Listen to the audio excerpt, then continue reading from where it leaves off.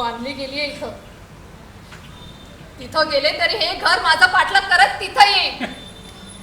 घर आपल्या बरोबर कधीच येत नाही. आपणच त्यांच्याकडे जातो आणि स्वतःला बंदिस्त करून घेतो. कदाचित हे खरं आहे. माझं पांगळेपण आणि माझ्यावर झालेला अन्याय मी कधी विसरले नाही. मी इतरांनाही विसरू दिला नाही. एवढ्या एका गोष्टीच्या आधारावर मी त्यांना सतत माझ्याशी बांधून ठेवलं. तरी मी भयंकर एकाकीच राहिले. ही बांधणूक भयंकर होती. कदाचित प्रेमात असं होत नसेल. असंच होतं. इतक्या यातना. मग प्रेम सुद्धा जेव्हा बांधून ठेवतं तेव्हा यातनाच होतात. अखेर खरं काय मग मी खोटं काय? खोटं काहीच नाही. सगळं खरं आहे. आपल्याला पडलेली सगळी स्वप्न ही खरी स्वप्न आहे. पण म्हणून आपण काय फक्त स्वप्न पाहतो? आपण जागे होतो, स्वप्न आठवतो आणि मग हसतो. मग तुम्ही का पाठलाग करताय स्वप्नांचा? कारण स्वप्नांशिवाय माणसाला राहताच येणार नाही. असाच नियम आहे सृष्टीचा. फक्त आपलं भाग्य एवढंच की हवी ती आणि हवी तशी स्वप्न आपल्याला निवडता येतात. आणि तुम्ही हे निवडलंय, मलमूत्र, ओकाऱ्या, दुर्गंध आणि मृत्यूनी भरलेलं.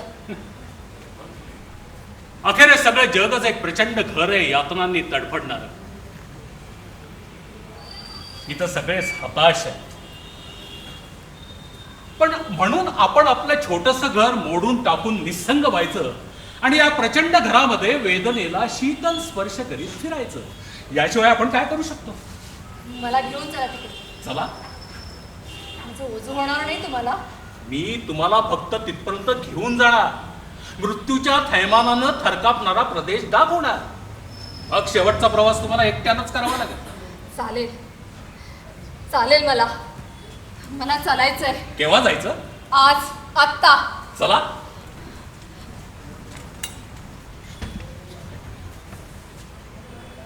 कमळेला सांगा ह्यापुढे हे घर तिचं आहे.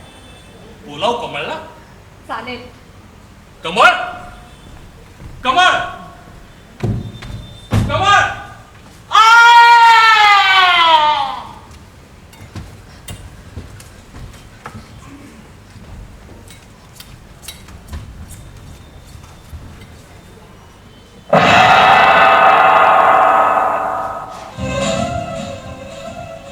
बेबी गोळ्या घ्यायच्या ना?